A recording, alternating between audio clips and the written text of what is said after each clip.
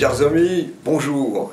Alors, je vais partir aussi d'un livre qui m'a enthousiasmé, qui s'appelle La Mésange et le Cardinal. C'est aux éditions Auteur d'Homme. L'auteur en est Marie Pérouse. Et c'est la mésange, bien sûr, dont nous allons aussi parler en tant qu'oiseau. Mais peut-être rappeler que Marie Pérouse est une spécialiste de Blaise Pascal. Elle a écrit des livres, elle a fait sa thèse, elle connaît parfaitement son existence. Et donc, elle est partie d'un fait réel, et qui est romancé, mais qui est véritablement sans inventer quoi que ce soit, si vous voulez, qui ne soit pas historiquement vrai.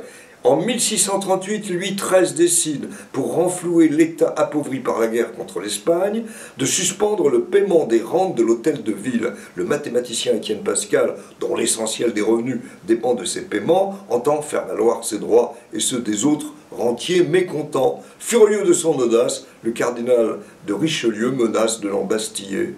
Et évidemment, afin d'échapper à la police du cardinal, il est obligé de s'enfuir et laisse ses trois enfants, c'est-à-dire Gilberte, qui raconte, c'est son journal, et puis Blaise Pascal, évidemment, déjà à 13-14 ans, un grand mathématicien, et puis Jacqueline, sa sœur, qui a eu une grande importance dans sa vie, et ils vont essayer de sauver leur père. Tout ça est véridique, mais c'est récité, et si je dis récité, c'est un indice, c'est raconté, avec vraiment beaucoup de force, de vigueur, on lit ça d'une traite.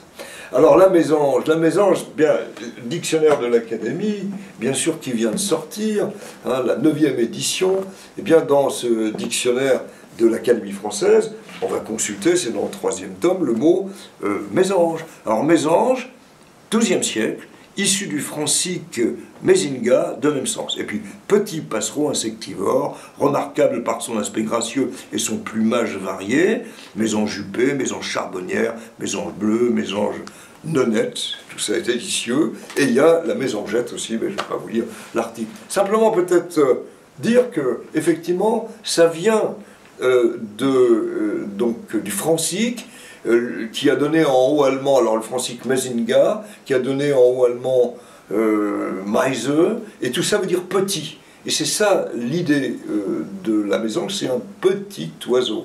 Et on retrouve cette idée de petitesse dans l'anglais. Tit, qui vient du français, et tit, petit, on va retrouver de manière différente pour le chant de la mésange, Cynthia, alors là on est en italien, et on va trouver en espagnol, El Rio, qui veut dire le petit forgeron, mais c'est le bruit du métal. Donc on voyait qu'il y a un côté toujours un peu onomatopéique parfois dans le choix des mots. Alors quand on cherche évidemment du côté des mots croisés le mot mésange, qu'on essaie de nous faire deviner, alors on va trouver comme définition passereau qui zinzinule. Ah, zinzinuler, alors moi je ne connaissais pas trop ce mot-là, eh ben on consulte le dictionnaire de l'Académie. Alors la Z, on est dans le dernier tome qui vient de paraître à la fin de l'année 2024 et qui est presque à la fin évidemment, compte tenu de la lettre Z. Et je vais trouver zinzinulé, 20e siècle, dérivé d'une forme ancienne zinzulé, de même sens, elle-même empruntée du latin tardif zinzizlulare, gazouiller, jouer, en parlant de la mésange ou de la fauvette, pousser son cri. Alors, passereau, mérite aussi commentaire. Ça vient du latin passer. Alors, c'est d'ailleurs tout à fait décrit dans aussi le dictionnaire de l'Académie. Si donc je consulte cet article passereau, je vais retrouver ici 12e siècle, passerelle, 13e siècle, emprunté du latin passer, moineau. Moineau, par extension, nom employé dans l'usage courant pour désigner les oiseaux, et puis il y a toute une série, évidemment, d'indications. Alors le passereau est quelque chose qui nous parle, parce que, en tant qu'oiseau, il y en a énormément d'espèces. C'est très difficile d'ailleurs à délimiter, le moment où on n'est plus passereau, si je puis dire. Et peut-être ce qu'on peut rajouter, c'est que là, toujours, puisqu'on a évoqué les mots croisés, là, il n'y a pas eu tellement de belles formules, mais j'ai juste trouvé l'anagramme qui m'a plu. Apeuras, faire peur, et c'est un subjonctif, qu'il m'apeurasse serait étonnant, hein, ce passereau. Donc voilà comment on peut évoquer ça. Et vous avez mis en avant aussi, y compris qu'il y avait le mot moineau. Alors moineau, là, j'aime aussi définir ce mot, parce que l'étymologie, elle n'est pas évidente, mais dès qu'on nous l'a donné, bien entendu, là, on ne peut plus se tromper. Vous voyez que c'est très difficile de se retrouver aux bonnes pages dans l'ordre alphabétique quand on ne lit pas bien. Alors, moineau, voilà.